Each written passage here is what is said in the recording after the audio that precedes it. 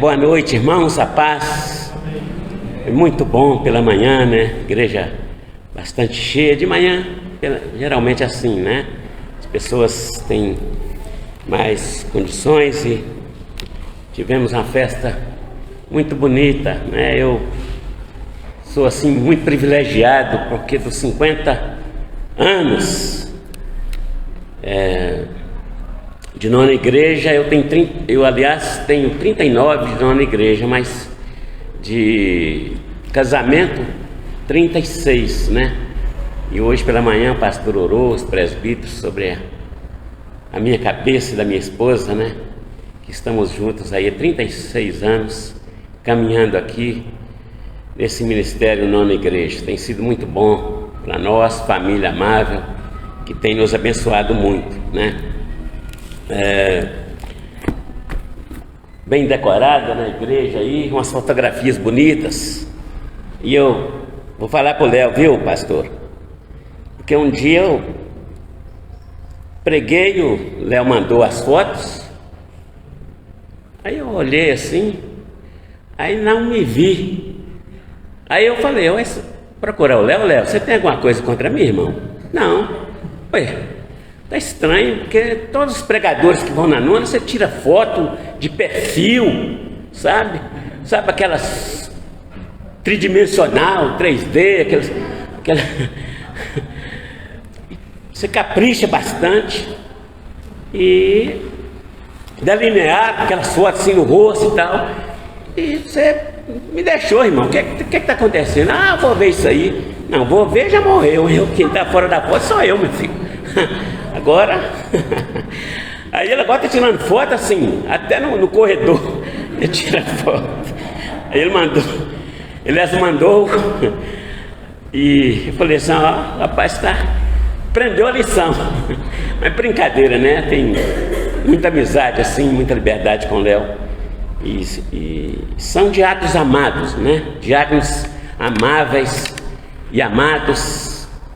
E a gente tem um relacionamento muito bom, oficiais da igreja, conselho, pastor, graças ao Senhor. É muito bom, né, irmãos, estarmos aqui. Obrigado pela sua vida, você que nos visita. Muito obrigado pela sua presença aqui para assistir, congratular conosco aqui o aniversário, né? E festejar conosco o aniversário aqui da nona igreja, 50 anos, né? A Vânia, o Rominho, sobrinhos da Irani. Muito obrigado a todos vocês que vieram. Que Deus os abençoe rica e abundantemente. Saiam daqui profundamente edificados, com desejo de voltar novamente e nos visitar, né? Eu queria que você abrisse a sua Bíblia em Neemias, capítulo 6. É interessante que quando o pastor perguntou-me qual seria o texto, o tema para a ocasião, e eu não sabia, né? Não havia, isso é dentre o quadro dos que estão programando aí as pregações, e aí falei, pastor, é Neemias 6, a visão da obra de Deus. E é interessante que começou-se Esdras, né, Neemias, a gente tem ouvido aí, e eu confesso que não imaginava que antes de pregar esse texto sobre a obra de Deus, eu ouviria tanto sobre obra de Deus. Obra, porque é uma obra que nós estamos empenhados em fazê-la cada vez mais grandiosa, né? Conquistando cada vez mais espaço, não somente em Cachoeirinha, mas já estendemos aí pelo colo metropolitano, né? Diversos lugares já estão vários aí bairros sediando igrejas que são filhas da nona igreja, e elas vão participar aqui conosco, né? A mãe, que é a terceira igreja, virá amanhã, né, pastor? Estará aqui, a terceira igreja é mãe, e aí as filhas, né? a gente vai ver os frutos do trabalho, do seu esforço, do seu empenho, né, do seu investimento, né, que tem assim um respaldo muito bom. Não é à toa, não é em vão que você contribui. Isso tem sim, né, um sentido muito especial. Além da fidelidade a Deus, ele é aplicado de maneira assim maravilhosa. Então, o capítulo 6 de Neemias, até o verso 4, diz assim: tendo ouvido Sambalá, Tobias, Gesem, o arábio, e o resto dos nossos inimigos, que eu tinha edificado o muro, que nele já não havia brecha nenhuma, ainda que até este tempo não tinha posto as portas nos portais, Sambalá e Gesem mandaram dizer-me: vem, encontremo-nos nas aldeias no vale de Ono.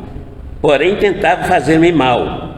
Enviei-lhes mensageiros a dizer: estou fazendo grande obra, de modo que não poderei descer. Por que cessaria eu a obra enquanto a deixasse e fosse ter convosco?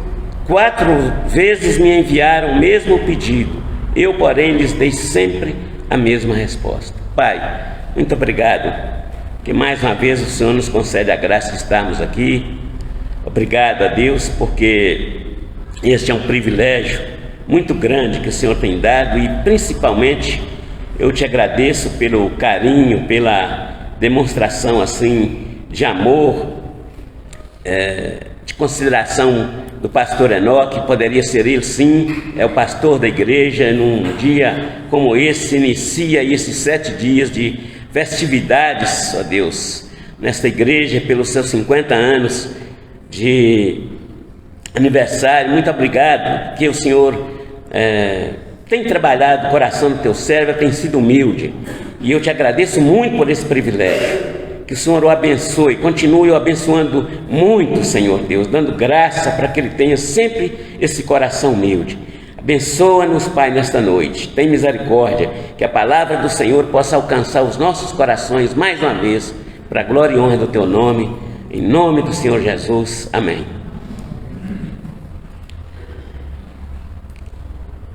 Como você tem atuado em meio a estes caos que temos presenciado estes últimos tempos, né? Pandemia, chuvas, tempestades. Você como cristão, até que pandemia já nem se fala muito mais, né? Mas os últimos meses, 2 meses, esse mês corrente, muita chuva, muita tempestade, muita gente desamparada. Como que você tem atuado como cristão?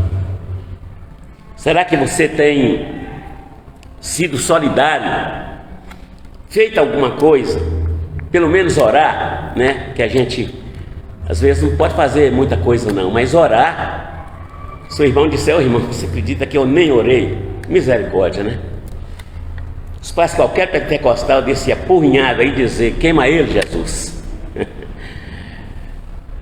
Nem orar, né? Misericórdia.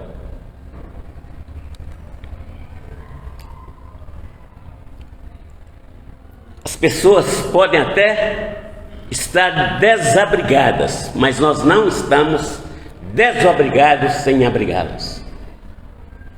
Nós temos um compromisso com as pessoas, e aqui nós deparamos com um texto que já tivemos informações do início bem precisas a respeito dele. Eu estou um pouco à frente, nós ainda iremos explorar outros textos anteriores, mas o pastor já deu uma dica muito boa aqui na primeira pregação, né? Principalmente hoje no introito desse culto. E a gente vê o homem com um coração solidário, coração compassivo, Neemias foi para Jerusalém lá pelo ano 444 a.C. Ele era o copeiro forte do rei. Ele estava na presença do rei para que o rei não fosse envenenado. Então ele tinha que tomar o vinho antes do rei, ele tinha que provar o manjar antes do rei. Ele era um tipo de segurança do rei. Era alguém com muito bom gosto para dizer o que prestava e o que não prestava. Alguém que cuidava da intimidade do rei. Alguém que conhecia, aliás, que tinha um bom paladar, inclusive para ajudar o rei na participação desse vinho. Meus irmãos, é muito importante este cargo ocupado por Neemias, mas a Bíblia diz que ele teve uma chamada de Deus, e uma chamada que se realiza para Deus é uma chamada que se estriba em um ministério, e esse ministério, muitas pessoas querem que seja como um raio que caia, e a pessoa, ao se levantar, já se levanta transformada, como o apóstolo Paulo, que um raio imediatamente o transformou. E essa pessoa, então, muitas querem que já se levanta transformada, modificada em uma outra pessoa, em um missionário, uma missionária, um pastor, um obreiro, uma pessoa diferente, uma pessoa que já tem todas as condições de fazer a obra. Não, essa chamada muitas vezes elas parecem em nossas vidas com coisas bem profundas. Primeiro, um profundo desejo de pregar o Evangelho, e em segundo, um sentimento como o de Paulo: ai de mim se não pregar o Evangelho. Talvez uma alta posição, mas se a pessoa não atender a chamada interior, essa pessoa fica como quem não tem a paz antes de dar o passo necessário para a obra, ou mesmo para uma instituição, para se preparar melhor para servir o seu Senhor. Este homem deixou esta chamada, deixou esta posição, porque ele tinha uma chamada, e esta chamada não foi através da palavra de terceiros, mas foi lá no íntimo do seu coração. E essa chamada, quando elas acontecem lá no íntimo dos nossos corações, ela é mais forte. Elas enfrentam barreiras, elas enfrentam dificuldades, elas transpõem barreiras, saltam muralhas, atingem os objetivos. É necessário entendermos que esse homem tinha essa chamada. A sua posição era cobiçada, alta posição. No entanto, ele servia cabisbaixo. Talvez alguém que pudesse, quem sabe, a condição, pela sua posição ali, era alguém que poderia almejar, quem sabe, o Supremo Federal, né? Um ministro do Supremo poderia caminhar para isso. Eu estou aqui, posso crescer, mas não. A Bíblia diz que ele ficou cabisbaixo. O rei então o viu cabisbaixo e o perguntou: por que essa tristeza? Eu nunca te vi triste antes. O rei nunca tinha visto. Era um homem que tinha toda uma condição de viver uma vida aí, quem sabe, fazendo a sua corrida pela manhã, está numa sauna, está numa piscina, está lá, quem sabe. Mas ele estava cabisbaixo, porque ele tinha uma chamada de Deus. E o rei então o enviou. Meus irmãos, o ministério que Deus dá é um ministério que Deus move montanhas de dificuldades e faz com que o missionário, o obreiro, seja enviado. Muitas pessoas dizem: mas eu sou chamado para pregar, para pastorear lá na África, lá na Ásia, em um lugar tão longe. Mas eu sou desprovido de feitos financeiros econômicos, eu faço parte de uma igreja tão pobre, que não arrecada aí mais de que 20, 30 mil reais por mês. Como? Não existe leigos. Talvez seja um engano da minha parte, da minha mente. Meus irmãos, maiores problemas do que esse, aquele enfrentou. Era impossível abrir mão daquele homem. Mas quando Deus abre as portas, Ele é o Deus da providência. Ele é o Deus que quebra portas de ferro, Ele arrebenta ferrolhos de bronze, abre o seu caminho, inicia-se para a obra e conduz ao lugar determinado e traçado por Ele mesmo. Essa é a condição que Ele coloca para um obreiro que Ele chama.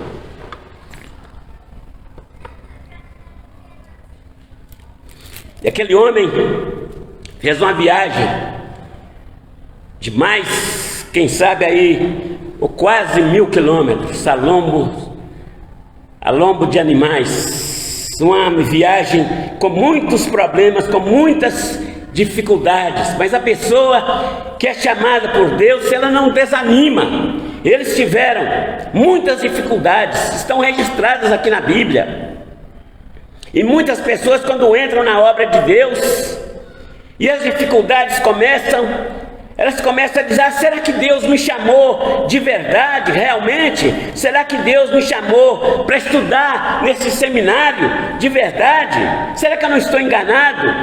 Meus irmãos, mas aqueles que são chamados muitas vezes podem até ser tentados a pensar desta forma, mas eles conseguem força para repelir esses pensamentos, e eles continuam a sua caminhada,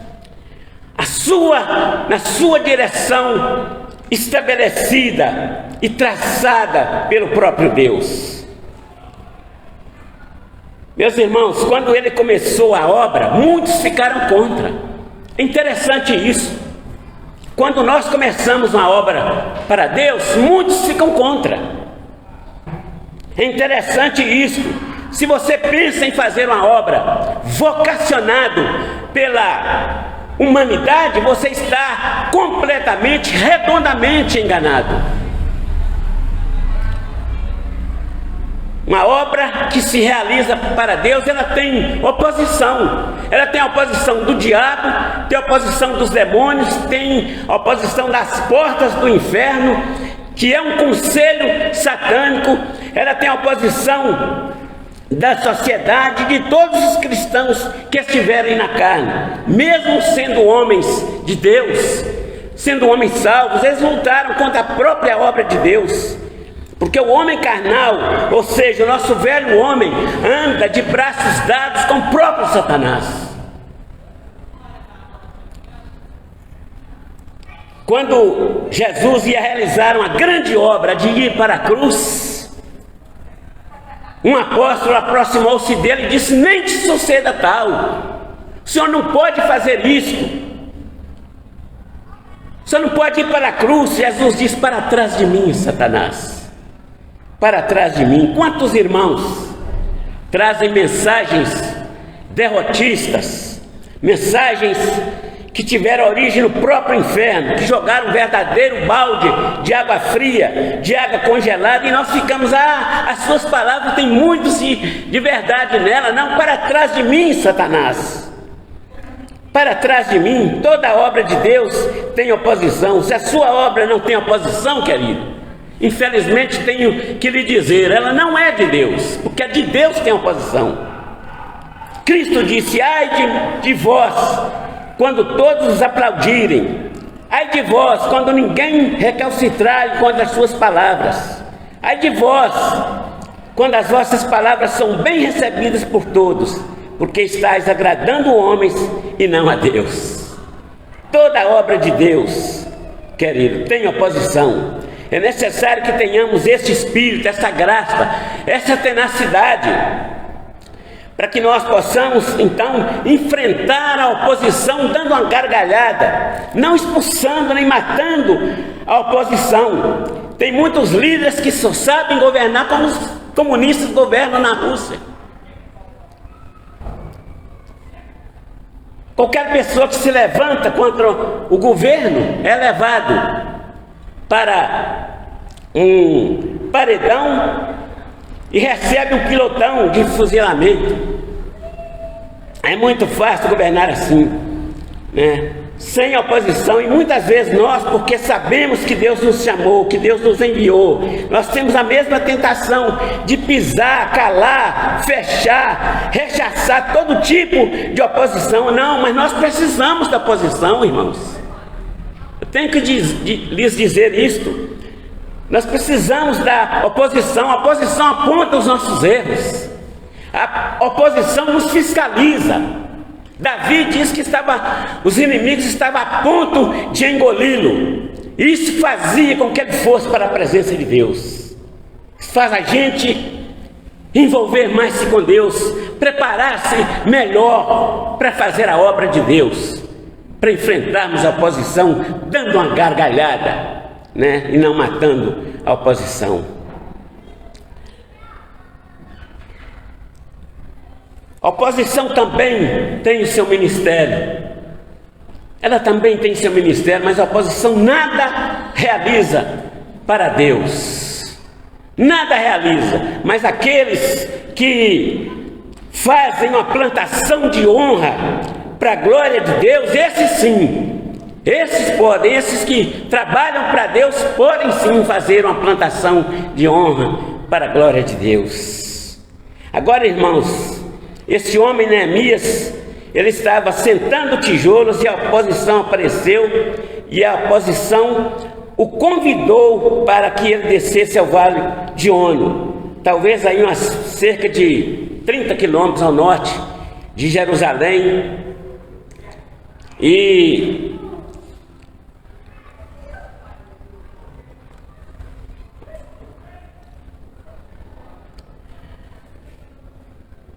ele disse: estou fazendo grande obra, de maneira que não posso ir. E aquilo os incomodou,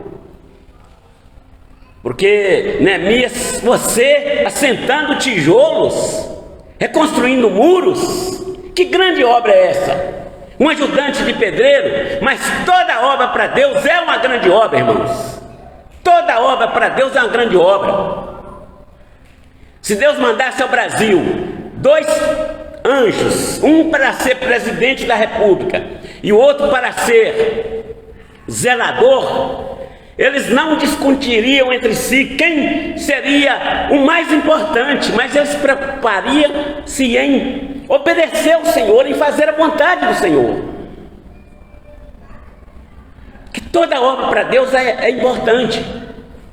Conta-se que um ferralheiro, ele tinha um desejo que a igreja fizesse uma série de conferências, e ele todos os domingos, quem sabe, né, ou todos os dias, incomodava o pastor. Ele demorava talvez aí mais de 10 minutos, porque ele era gado. E o pastor então, para se ver livre daquele irmão, resolveu-se a fazer uma série de conferências. E aí, quando começava aquela conferência, naquele horário, ele ia para a sua tenda, e dizem que ele orava para que Deus transformasse as vidas, para que Deus alcançasse aquela vila com poder, para que Deus mudasse a sorte das pessoas, que Deus as livrasse do inferno. E orava assim, como um louco, para que Deus salvasse as vidas. E no fim daquela conferência, aquele conferencista disse: nunca preguei em toda a minha vida em uma conferência onde eu vi tantas almas entregando-se a Jesus. Por quê? Porque aquele homem tinha uma grande obra, a obra da oração. A obra dele: mas eu não tenho, irmão, eu não consigo pregar, eu não sei o que vai ser de mim, vou sair da igreja, porque eu não consigo pregar. Irmão, há lugar para todos na obra. Uns para pastores, para mestres, evangelistas, né? Pessoas do ministério da oração, tudo é ministério. Mas conta-se também que de um paraplégico, um paralítico, que ele começou a orar para que Deus salvasse aquelas cidades vizinhas ali dele. E ele então começou a anotar no seu diário para que Deus salvasse as vidas. E ele foi anotando naquele diário. E após a morte daquele paraplégico, daquele paralítico, eles começaram a perceber que aquelas cidades estavam sendo visitadas por Deus, e havia um acréscimo ali de almas salvas. Eles descobriram que a ordem daquelas cidades salvas era a mesma ordem que estava no diário daquele paraplégico, daquele paralítico. Estava na mesma ordem. A oração pode muito por sua eficácia. Nós às vezes não acreditamos no poder da oração, mas aqui foi constatado que a mesma ordem da salvação naquelas cidades era a ordem já ali escrita naquele diário daquele homem que fez uma grande obra. Grandes aqui serão pequenos lá, e pequenos aqui serão grandes lá. Jesus disse que antes e depois de João Batista não houve um homem tão grande quanto ele, mas que o menor no céu ainda é maior do que João Batista. Oh, glória! Amém, irmãos? Grandes aqui serão pequenos lá, pequenos aqui serão grandes lá. Então, meu irmão, uma obra de Deus, só o próprio Deus pode medi-la por pesada. Por isso trabalhe na obra de Deus com obrigação de coração, dando o que você tem e o que você não tem, tudo para a glória de Deus. Uma grande obra não é medida pela quantidade de dinheiro empregado nela. Se fosse assim, a obra de Jesus foi um fracasso, foi pequena. Uma grande obra é medida pelo tamanho da fé que envolve, pelo tamanho da graça que enche os corações. Disse a Bíblia: em todos eles havia abundante graça. Aleluia! Todos eles havia abundante graça. Uma grande obra medida pela abnegação, pela renúncia de cada pessoa envolvida nela. Uma grande obra não é medida pelo sistema do parâmetro capitalista, mas uma grande obra é medida por consagração, por vida colocada no altar de Deus, para viver ou para morrer para Deus. Essa é uma grande obra. Mas na realização do que Deus mandou fazer, faça essa obra. Dá o que você tem, o que você não tem. Uma grande obra não tem nada de imitação nela. Uma grande obra é uma obra não copiada de outra obra.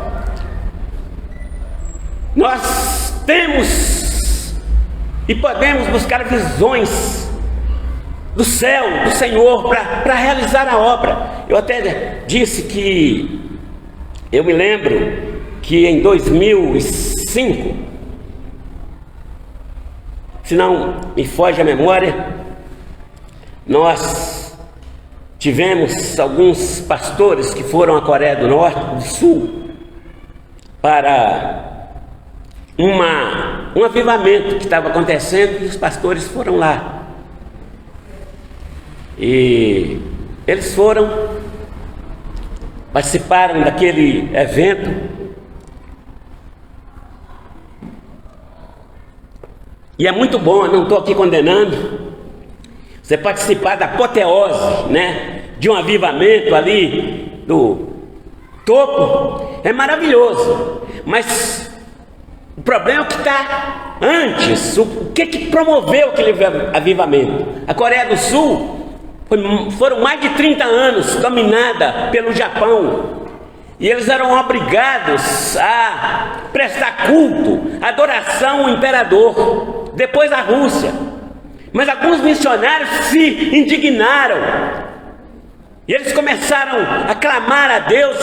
Entraram para a igreja, uma semana de oração, lendo a primeira carta de João, orando, jejuando e buscando a Deus para que Deus mudasse a situação. E Deus visitou a Coreia do Sul. Hoje ela é a potência. Mas este avivamento que nós celebramos, que eles celebram, que nós podemos celebrar com eles, anterior, teve algo que motivou-os a este avivamento. Muitas vezes nós estamos querendo assim só, né, participar assim da apoteose, vamos dizer, mas avivamentos precisam de situações para promovê-lo, e nós não vamos experimentar um avivamento no Brasil da maneira que estamos, irmãos, com a igreja do modo que está caminhando. Não vamos, que onde tudo quer se resolver através do toma lá da cá. Vou até ser mais claro, uma igreja que não estão buscando, quem sabe, o poder de Deus para experimentar esse avivamento. Mas a obra de Deus é uma obra inédita. A obra de Deus é uma obra que você peça a Ele, e Ele vem e te dá uma visão para alcançar o indivíduo como ele é. A obra de Deus, uma grande obra, alcança o indivíduo como ele é. Por isso que nós precisamos trabalhar, irmãos, orarmos e buscarmos o poder do Senhor para realizarmos obras inéditas, grandes coisas ocultas que ainda não sabe. Tem muito a se descobrir ainda no reino. Deus tem muito que nos mostrar ainda. Deus dá uma aspiração e você faz uma coisa diferente, Deus abençoa, aquilo frutifica e você se realiza, porque esse é o ministério. Ninguém realiza ministério imitando outros ministérios, porque não vai dar em nada, vai ter um fim aí desagradável, né? Mas nós precisamos de nos levantar, buscar a Deus e pedi-lo que nos dê uma visão de uma obra diferente. Quando os irmãos do passado, como o pastor mencionou aqui, tiveram visão não somente de Nova Cachoeirinha, mas de outras regiões, e alcançaram outras regiões trabalhando, né? As pessoas estavam envolvidas com uma visão bem grande da obra de Deus. A obra de Deus é diferente, pastor é diferente, ministério é diferente, né? Cada um tem o seu, não tem jeito. Pastor Enoque chegar aí, lá na Lagoinha, por mais abençoada que seja, né? Vou lá fazer do jeitinho que o pastor Márcio está fazendo. Tem até um nome para isso, mas que chama foge agora a memória. Quando você está copiando lá do isso aí você pensou mesmo. Vou lá na 8ª igreja e ver como o pastor Jeremias está fazendo, e vou fazer como ele. Não vai funcionar, porque Deus deu ministério para ele. É esse ministério. Deus quer que todos nós somos diferentes.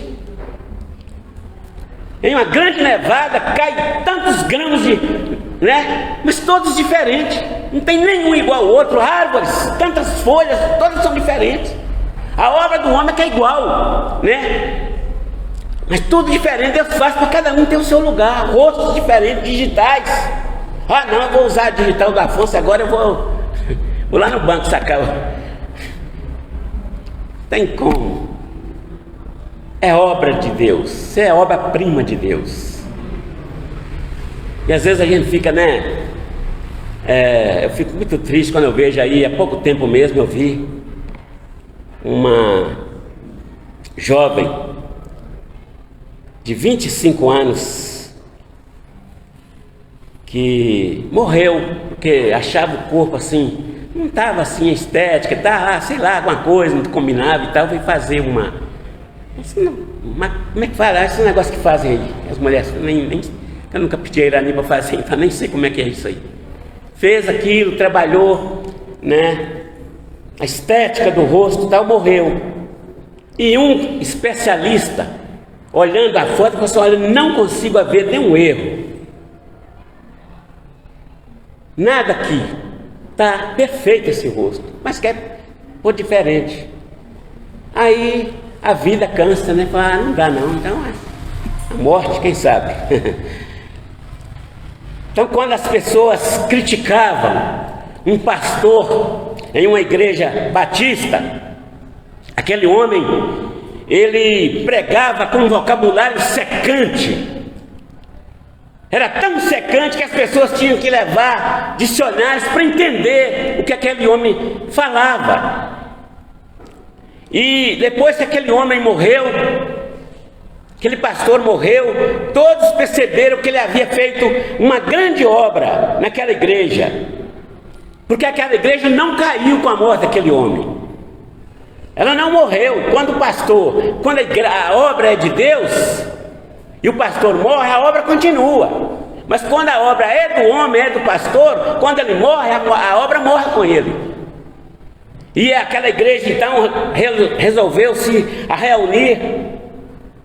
Eles reuniram e começaram a orar e disseram: olha, o nosso pastor, nós não vamos chamar ninguém, nós vamos orar aqui uma semana para que Deus possa mandar um pastor para a nossa igreja. E Deus mandou um pastor tão diferente, tão simples, com um vocabulário até vulgar, meio que vulgar no púlpito. Mas aquela igreja entendeu que ali era uma grande obra. Quando a obra é de Deus, as portas do inferno não prevalecem contra ela. É obra de Deus. A obra não caiu com a morte daquele pastor. É assim, irmãos, é que nós entendemos quando é obra de Deus. Meus irmãos, as dimensões da obra são as dimensões da visão que a dirige. As dimensões da obra estão ligadas às visões. Nós temos muito mais crentes consagrados do que a igreja primitiva. Temos crentes mais fervorosos, crentes com mais conhecimento teológico, com mais conhecimento mais profundo do que a igreja primitiva. Nós temos pessoas com grande conhecimento da Bíblia, mais do que na igreja primitiva, mas talvez a visão ainda é míope, enxerga muito perto, né? A gente muitos querem fazer a obra pensando no saldo bancário que a igreja tem, e nós não pedimos a Deus e não lançamos as redes para esperar que o milagre aconteça. É muito bom quando a gente faz desafios para a obra de Deus, que Deus é dono da prata e do ouro.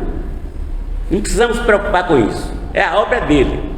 Ele só quer a nossa predisposição para fazê-la. Temos que lançar redes, esperar, né? Muitas vezes a gente fica pensando que a igreja, e vendo, né, que a igreja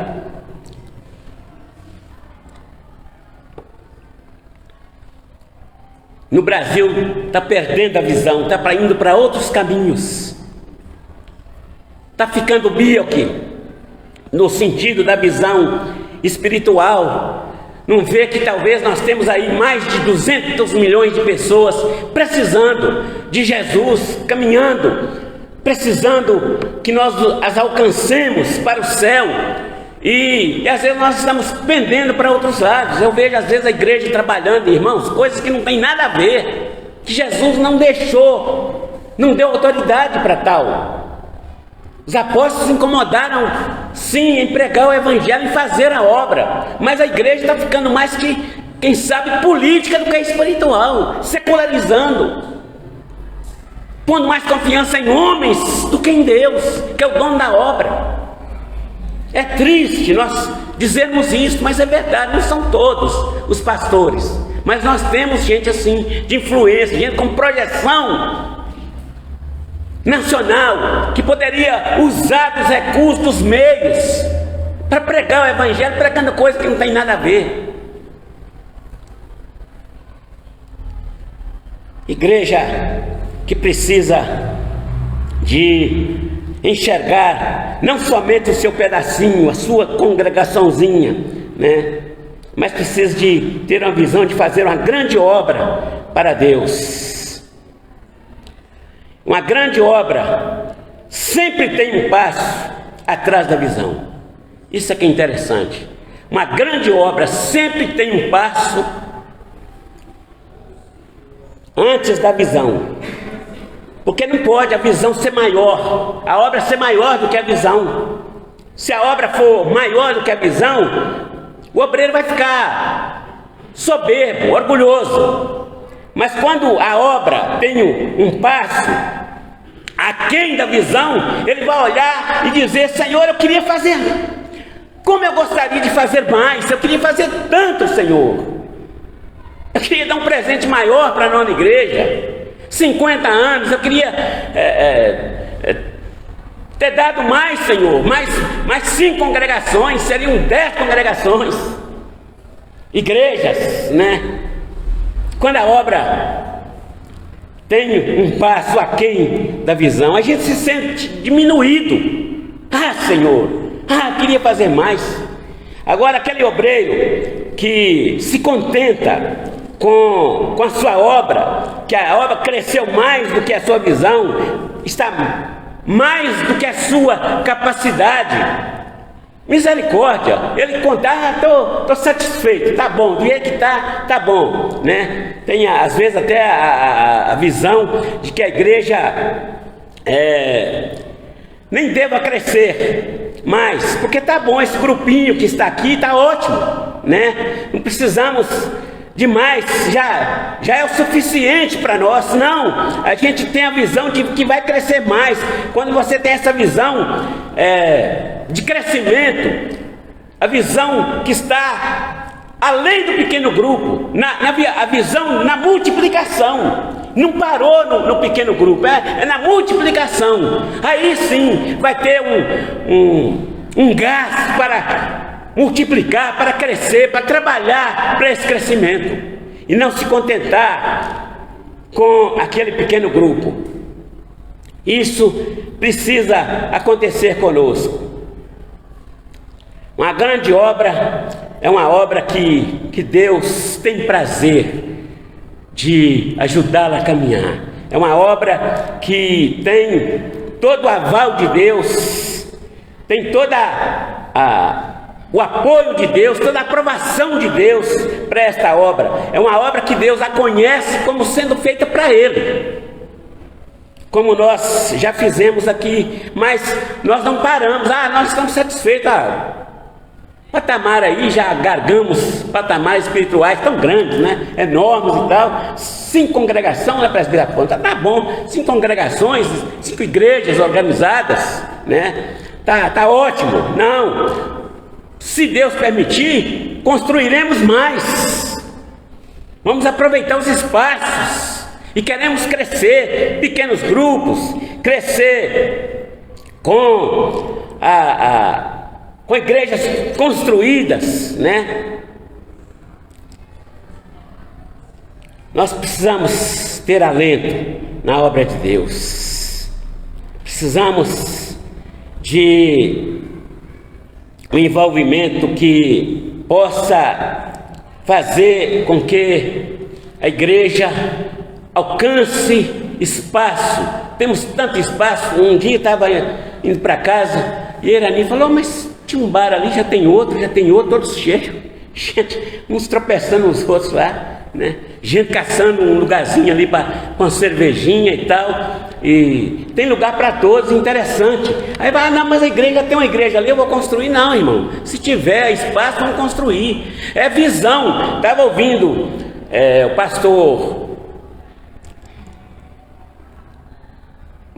pastor da igreja de Pinheiros, fugiu o nome agora. Isso, mais alto. Arivaldo. Arivaldo está fazendo um trabalho extraordinário. A igreja de Pinheiros hoje é uma igreja que está alcançando terreno aí tremendamente, ajudando gente para todo lado aí, construindo igrejas e ajudando. E ele teve a visão, eles tiveram, né, a visão de construir uma igreja na Itália. E ele falou que um empresário ligou para ele e falou: pastor, eu tenho uma oferta para a compra do terreno de 300 mil euros. 300 mil euros. Eu não sei fazer essa conversão aí, não sei que é matemática, que mexe com economia aí, já sacou quanto, né? Em milhões aí. 300 mil euros. Hein? Quase 2 milhões para comprar uma oferta, pastor. 2 milhões para nós aqui, irmãos. Eu vou até usar uma expressão que o Hélito, o seminarista Hélito, falava que o nordestino geralmente fala, né? Fazíamos miséria. Essa era a expressão do Hélito aqui, mas era uma expressão lá do Nordeste. Às vezes ele fala: aí, irmão, nós vamos fazer miséria. Nós vamos derrubar a miséria, né? Mas ele dizia isso. Mas ofertas assim, contínuas, sabe? Recebendo, porque tem visão, Deus está esperando que você dê o primeiro passo, né? Ah, minha família, meus primos, meus irmãos, ninguém quer nada com Deus, não quer. Escuta aqui, você está querendo? Porque se você está querendo, você já é o primeiro a orar. Quantas horas você tem orado? Quantos jejuns você tem feito semanalmente?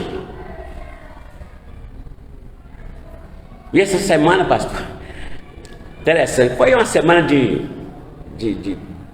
deita e levanta, foi uma gripe, coisa impressionante. Eu falei assim: parece que é alfa, beta, gama, delta, eta, zeta, iota, kappa, lambda, mi, ômega, esse negócio que parece que está usando agora o alfabeto grego para nomear os vírus, né? Falei, ele ia ser um desses aí, porque não tinha febre, estava monitorando todo o tempo, não tinha febre, e o corpo e negócio, e a luta. E a gente tem um exercício do jejum, né? Mas no dia do jejum não tinha problema de andar com fome. Aí eu falo assim: mas no jejum, Senhor, eu vou fazer. Aí eu não tenho fome não, mas eu vou fazer que eu faria mesmo. Né, Afonso? Porque nem aí se quisesse comer, eu não conseguiria comer mesmo, que não estava tendo apetite.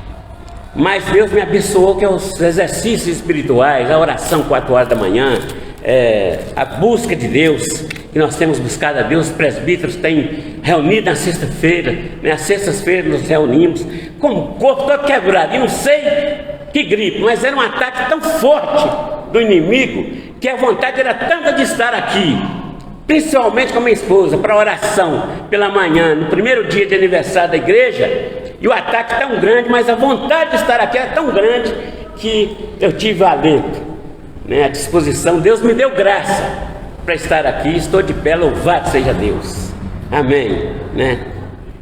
Então, irmãos, a gente caminhando aqui, precisamos da orientação divina em todo passo que nós demos nesta obra.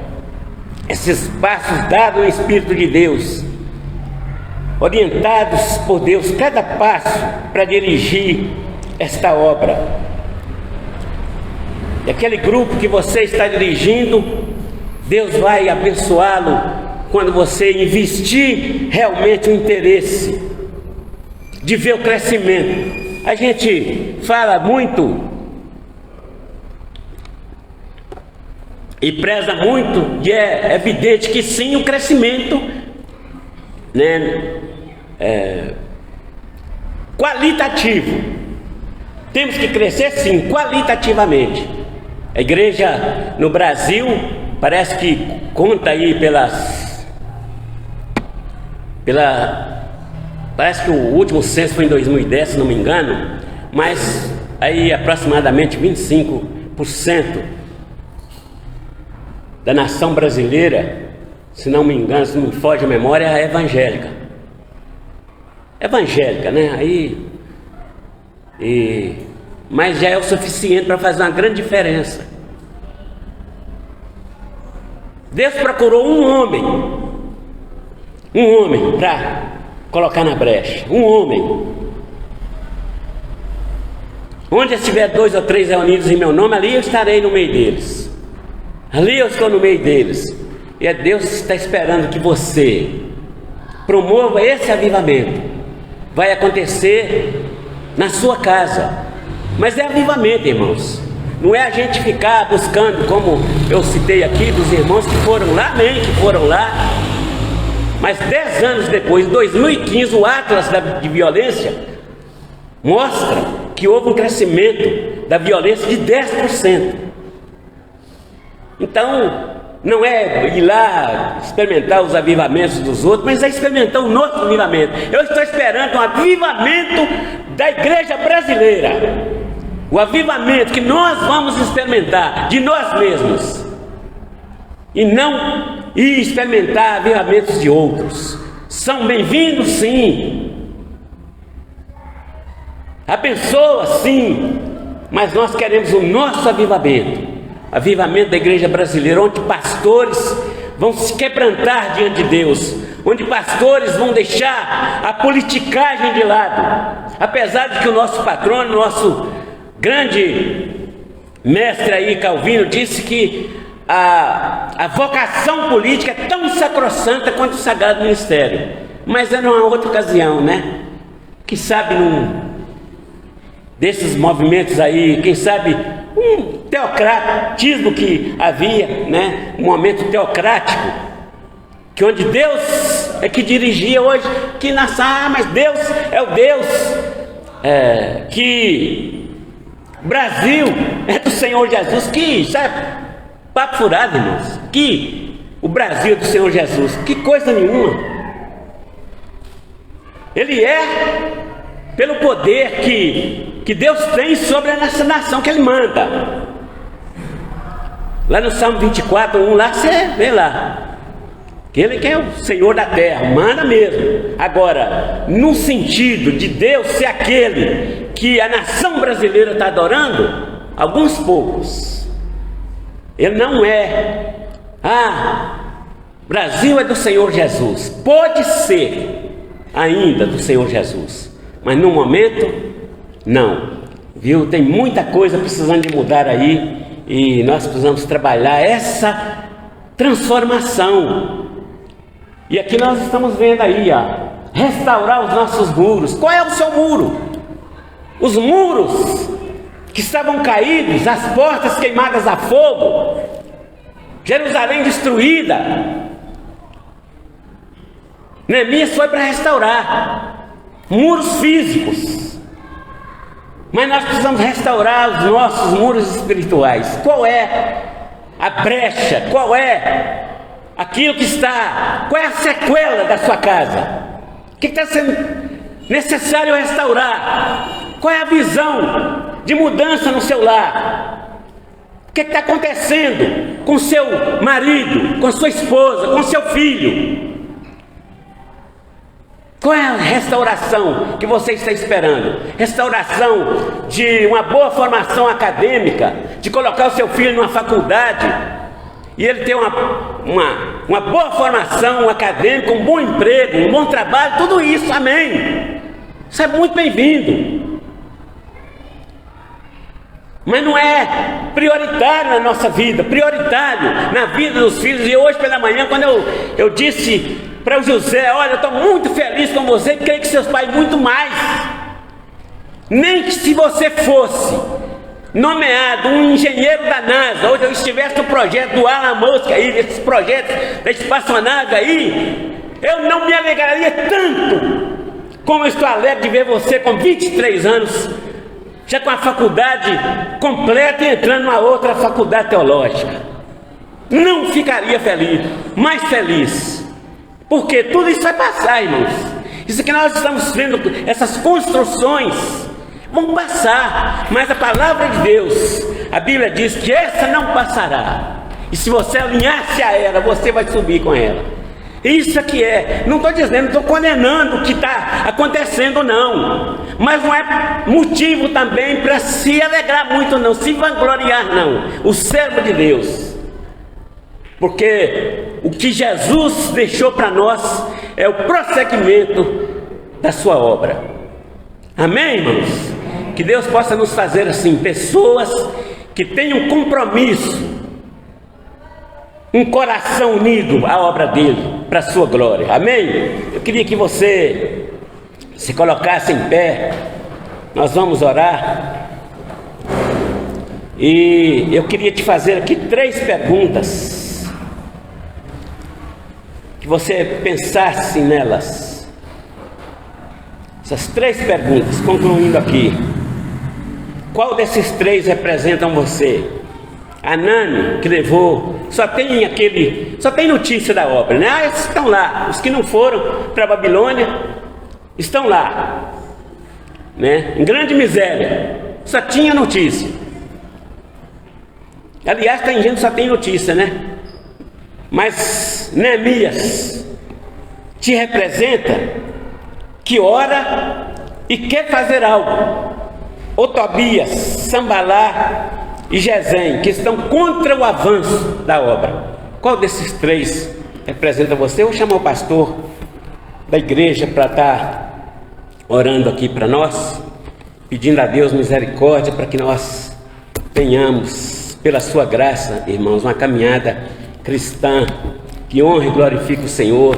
Que Deus possa produzir em você hoje, quem sabe através dessa palavra, da oração do pastor que tem autoridade para fazer isto, e você sair daqui com uma motivação diferente para a obra do Senhor. Amém? Irmão, permaneça, por favor. Permaneça um pouquinho aqui com a gente. Nós vamos orar.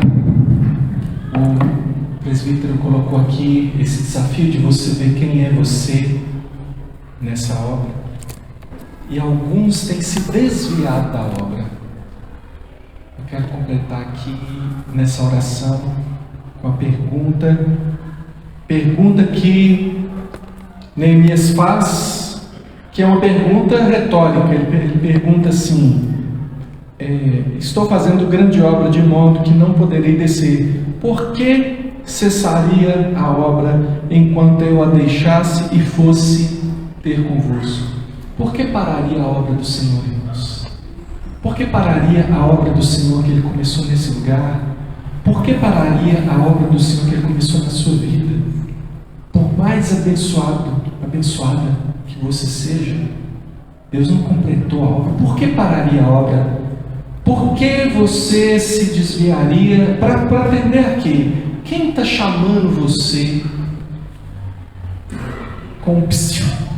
Não é chamado. Chamado é o que foi pregado aqui. É a vocação de Deus para fazer a vontade de Deus. Isso é chamado. Mas às vezes a gente está escutando psiu. Eu vou ali conversar com os inimigos de Deus, só um pouquinho ali, mas a gente vai resolver um negócio ali, 30 quilômetros longe só da... Mas depois eu volto para a obra. Pretendiam fazer mal para eles. Eu pergunto para você, quem sabe, irmão, aquilo que você hoje ouviu só fez queimar de novo uma palavra que Deus já deu a você, um direcionamento que Deus tem dado a você, dizendo: levanta e faz a minha obra, levanta e faz aquilo que eu tenho chamado você para fazer. Talvez você está achando que não é importante. Você fala: a igreja tem pastor, a igreja tem professor, a igreja já tem aquilo. Irmão, você não está aqui à toa. Você é membro dessa igreja. Você tem um chamado, uma vocação. Você não está aqui apenas para ser abençoado. Louvado seja o Senhor, Ele nos chamou nos abençoando. Mas você foi chamado para ser bênção. Qual é a sua vocação? Por que você pararia a sua caminhada? Por que você ficaria pelo caminho? Por que você daria ouvidos ao inimigo? De modo algum, irmãos. Vamos orar. Eu tenho certeza que você não se identificou com aquele que está interessado só em conversa fiada. Né? A gente está se usando figurativamente o Anani, né? Dizendo que ele tinha notícia, mas ele não tinha atitude. Estava chamado para aquilo. Você está ali sabendo das coisas. Eu não creio que você está qualificado aí. Muito menos que você seja inimigo da obra do Senhor. Muito menos nós aqui, inimigos da obra do Senhor. Você está aqui para atrapalhar a obra do Senhor de modo nenhum. Foi chamado para ter a posição de Neemias, aquele que se levanta, aquele que chama, aquele que diz: vamos pegar aqui para construir. É claro que Neemias não construiria aquele muro sozinho, mas ele chamou. Você é chamado, você tem algo a fazer. O que você está fazendo com o chamado de Deus para a sua vida? está virando as costas, fechando os ouvidos. Vamos clamar ao Senhor por restauração. Senhor Deus, louvado seja o nome do Senhor por cada homem e mulher que nessa noite ouviu a palavra do Senhor e sabe que a obra não terminou no dia em que Neemias e os seus companheiros colocaram a última pedra daquele muro. Sabe que a nossa luta é espiritual, a construção que nós estamos fazendo aqui é espiritual, é uma obra, ó Senhor, que o Senhor disse: rogai ao Senhor da seara que envie trabalhadores para a sua seara. A seara é grande, os trabalhadores são poucos, há pouca gente se envolvendo. Rogai ao Senhor da seara que envie trabalhadores para a sua seara. Nós rogamos, Senhor, envia-nos a nós, ó Deus, como Isaías na presença do Senhor, tendo consciência da miséria ao seu redor, tendo consciência, Senhor Deus, da necessidade, e mesmo conhecendo o seu próprio pecado, diz: ai de mim, o Senhor o tocou, o Senhor o purificou. E depois o Senhor disse: a quem enviarei e quem há de ir por nós? E ele disse: eis-me aqui, envia-me a mim. Senhor Deus, também aqui hoje nós dizemos da mesma forma: eis-nos aqui, Senhor. Pois se naquele dia o Senhor começou levantando um homem, quantas vezes na história de Israel o Senhor levantou um homem, uma mulher?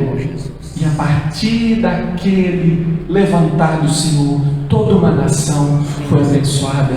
Senhor Deus, aqui o Senhor tem alguém, ó Deus, o Senhor escolheu 12 discípulos, um era traidor, os outros 11 parece que batia a cabeça o tempo inteiro, não sabia o que fazer, mas pelo Espírito do Senhor, quando o Espírito do Senhor veio sobre eles, eles sabiam muito bem o que fazer, eles foram guiados pelo Senhor, a tal ponto que nós estamos aqui hoje, ó Deus, firmados na doutrina dos apóstolos, firmados, ó Deus, uma igreja firmada, porque o Senhor usou pessoas simples, ó Deus, o Senhor usou pescadores, o Senhor usou pessoas, ó Deus, que não tinham qualificações humanas, mas que foram qualificados pelo poder do Espírito que habita o coração. Deus, aqui tem pessoas tão especiais, meu Deus. Eu sei que o Senhor vê com olhos, ó Deus, amorosos. São pessoas especiais, não é porque são melhores do que ninguém, mas porque o Senhor tem amado essas pessoas. Deus, transforma essas vidas agora, dá fé, ó Deus, aquele que está aqui que é velho, ó Deus, e diz: eu já sou velho demais. Senhor Deus, faz-nos lembrar, ó Deus, da oração daquele paralítico que o irmão mencionou aqui, ó Deus, talvez aquele homem ali imobilizado na sua casa, quem sabe com tantas dificuldades para se locomover, mas passeava pelas casas e pelas vidas das pessoas na oração, enquanto o Senhor o guiava na oração, e ele dizia, ó Deus, na tua presença, aquilo que o Senhor mesmo queria fazer. Oração, nós cremos que vem do Senhor. Levanta-nos na oração. Gente que já desanimou de orar pela família, gente que já desanimou de orar pelo vizinho, gente que já desanimou de orar pelos amigos, gente que já desanimou de orar até mesmo no seu pequeno grupo. Ó Deus, dá-nos novo ânimo, restaura, Senhor, a nossa sorte como as torrentes do Negueb. Ó Deus, aquilo que foi pregado aqui na quinta-feira, Senhor Deus, restaura a nossa sorte como as torrentes do Negueb. Os que com lágrimas semeiam, com júbilo ceifarão. Quem sai andando e chorando enquanto semeia, voltará com júbilo, trazendo os seus feixes. Essa é a fé que nós temos, ó Deus, para nós, para a nossa igreja e para o Brasil e para o mundo. Nós cremos no Evangelho do Senhor, percorrendo os 4 cantos da terra. O Senhor disse que a visão não é o bairro apenas, não é a cidade apenas, não é o estado, não é o país, mas são os confins da terra, até os confins. Nós iremos, porque o Senhor nos chamou, e o Senhor é poderoso para nos dar a disposição e os recursos para a gente viver isso. Louvado seja o nome do Senhor. Eu peço que você fique de pé mais um instante, nós vamos fazer uma última oração antes de encerrar. E eu queria convidar, por favor, o irmão Hugo e a sua família, acho que só a Samira que está aqui também, junto com a Shirley, né? O Caleb deve estar lá na salinha lá. Queria que vocês... Pode ficar de pé que a gente vai orar aqui e pode chegar mais aqui para os irmãos poderem ver vocês. Ontem nós terminamos uma reunião que é a reunião do presbitério, presbitério centenário de Belo Horizonte, que é o presbitério do qual a nossa igreja faz parte. E o presbitério tem a prerrogativa de ordenar os pastores. O presbitério ele é que tem essa autoridade, né? Porque ele, assim que funciona na nossa igreja. E ontem o irmão foi recebido como candidato ao Sagrado Ministério pelo presbitério centenário de Belo Horizonte. Já era candidato antes pelo presbitério de Vila Velha, mas nós, santamente o roubamos, nós trouxemos e pegamos ele para nós, louvado seja Deus, e ele é sua família tão querida. E nesse momento aqui de oração em que a gente foi chamado a refletir sobre o papel das pessoas na obra de Deus, e nós precisamos de pastores na nossa igreja. Deus tem levantado pastores aqui que são os presbíteros da igreja. Não sou eu apenas que sou pastor da igreja. Os presbíteros dessa igreja têm pastoreado a igreja junto comigo. E em muitos momentos eu orei pedindo ao Senhor que nos desse pastores. Eu investi na vida de algumas pessoas, muitos de vocês sabem até quem são as pessoas, pastores que estiveram aqui conosco, que eu no meu coração dizia: Senhor, se agradar ao Senhor, eu gostaria de ter alguém aqui como pastor junto comigo, para dividir o trabalho. Porque se em um momento, irmãos, o desafio foi construir paredes para abrigar uma igreja, se em um momento o desafio foi constituir as primeiras lideranças e firmar a igreja, e tanto tempo nós trabalhamos para termos uma igreja unida, para termos uma igreja com propósito, para termos uma igreja que tem um ideal comum, hoje mais do que nunca tempo de edificar vidas. Claro que todo o trabalho que foi feito foi um trabalho baseado na edificação de vidas, mas nós temos um desafio que é do tamanho do que foi pregado aqui, uma visão que não pode se restringir a estamos bem, vamos fazer 3 tendas, vamos ficar por aqui, somos os mais felizes da terra. Não, nós temos que olhar para aqueles que não conhecem a mensagem do Evangelho, e nós já fizemos no passado algo que foi significativo, plantamos outras igrejas. Tem muito tempo que nós estamos aqui buscando uma restauração, uma edificação do corpo da igreja aqui, e mais do que nunca é tempo da gente avançar. E a gente unanimemente, os presbíteros, alguns presbíteros estão aí conosco, os presbíteros, nós nos reunimos e fizemos um plano e dissemos: olha, nós temos visto que Deus tem nos dado o Hugo como um irmão que pode vir a ser um pastor aqui nessa igreja, e temos o José aí com a mesma disposição. O José também foi aceito ontem como candidato ao Sagrado Ministério pelo presbitério. Isso você vê, são processos, sabe, irmãos? A pessoa precisa ser avaliada por um tempo pelo conselho da igreja. O conselho da igreja fez isso, depois encaminhado, e ele agora vai fazer 4 anos de seminário. Você pensa, se Deus nos der essa graça, e nós cremos nisso, e o conselho votou por unanimidade que nós deveríamos trazer esse projeto, colocar esse projeto adiante. Convidamos o irmão, falando: irmão, tem coragem? Tem disposição? E aí ele deixou os 3 anos de caminhada, de reconhecimento lá no presbitério, isso, claro, sem falar dos anos todos lá na igreja local, era presbítero lá, em atividade, o tempo todo que ele esteve aqui foi presbítero lá. Ele deixou isso porque ele tem a mesma visão que a gente, e ele crê que Deus o trouxe para trabalhar aqui junto conosco. E aí, irmãos, que é interessante, porque nós olhamos para isso sem ter os recursos para fazer isso, e é por isso que a gente crê que é ainda mais de Deus, porque se tivesse, nós não estamos fazendo isso porque temos recursos sobrando. Nós não temos recursos para fazer isso, mas se o Senhor está aprovando. E a cada dia nós vemos a aprovação do Senhor, em cada passo nós vemos a aprovação do Senhor.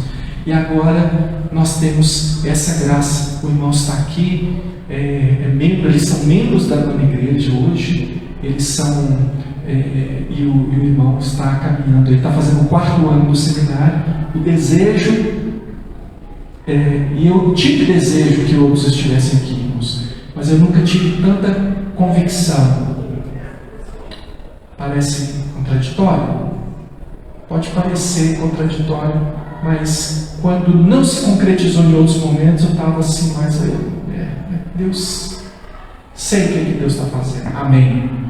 Mas eu tenho uma convicção, posso ser frustrado que eu não sou Deus, eu estou falando apenas de minhas avaliações, mas eu tenho grande convicção de que Deus vai completar essa obra. Vai chegar o momento em que o irmão será um pastor aqui na igreja, que nós vamos ver o José também ordenado aqui nessa igreja, e nós vamos avançar muito mais.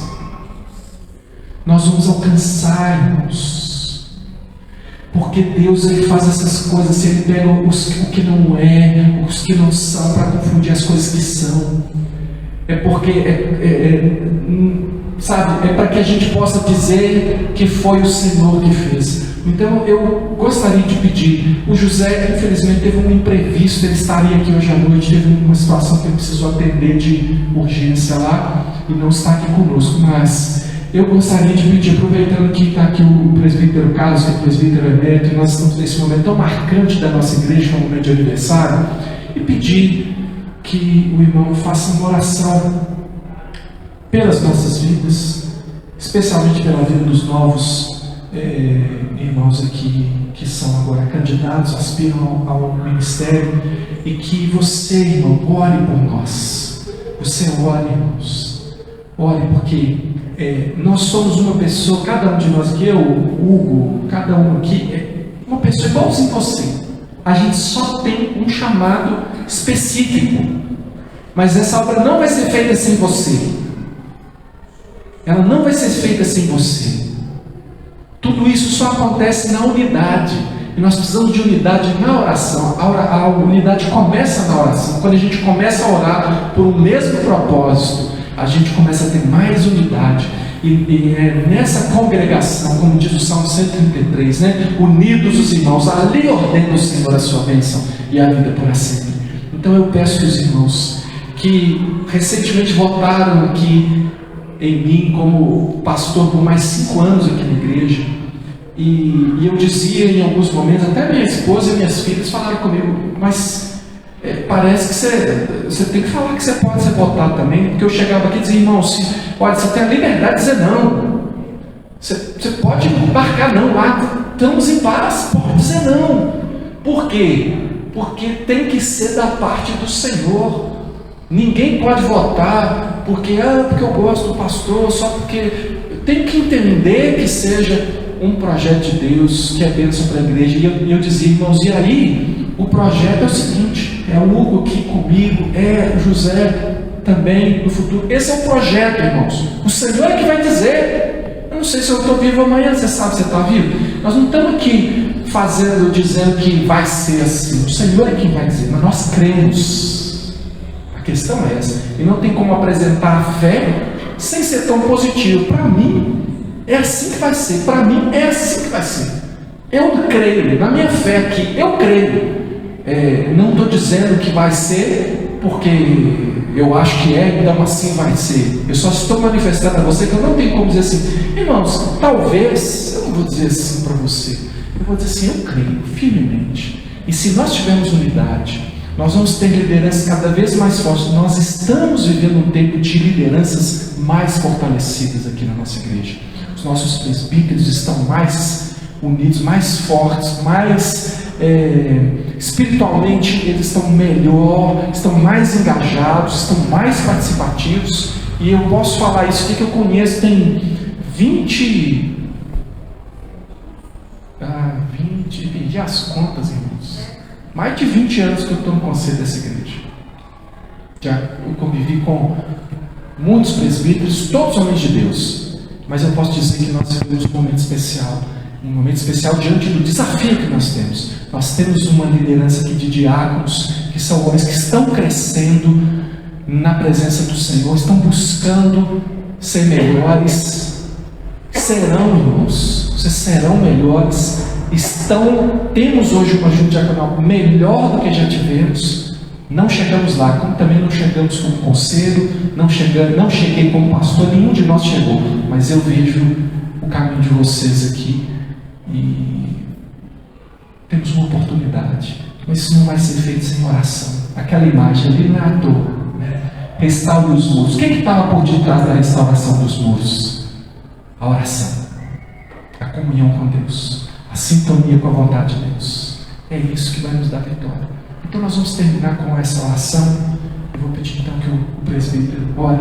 Eu vou pedir a você que ore não apenas agora, mas que você ore sempre por nós, até que o Senhor complete essa obra na nossa igreja.